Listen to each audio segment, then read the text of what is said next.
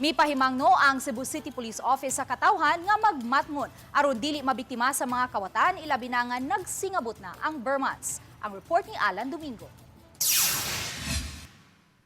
Niadtong Agosto 23 sa hapon sa kiyos sa nanginusarang kawatan ang usa ka motor nga giparking daplin sa kalsada haduol sa Barangay Hall sa Guadalupe sa Dakbayan sa Sugbo. Kini human nabiyaan sa tagya ang yawing nag-ungot sa motorsiklo hinungdan nga sayon ra kining gipaandar o gipadagan sa kawatan. Nasayran nga sunod-sunod na nga motor napping ang nahitabo sa dapit. Tungod ini, may mando ang Cebu City Police Office sa paghingusog sa pagsulbad sa kaso sa pagpangawat.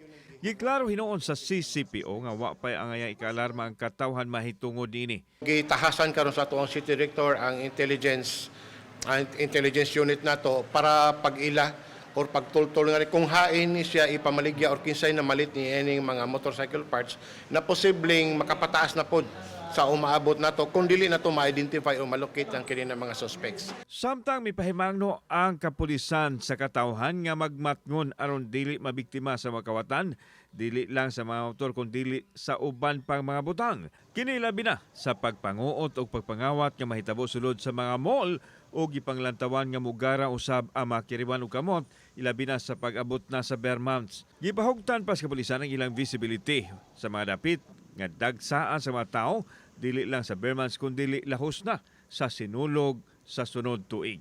Karon pa lang nagpahigay na tag mga intervention, naghatag na tag direktiba nga to City Director nga to sa mga station commanders para pagtuon og haom nga intervention ngadto sa mga crime against property which we expect na mosaka nga rin panahon nga rin sa Disyembre og ingon man ngadto pa sa pagsaulog nato og sinulog. Kauban si Clufer Lumayag.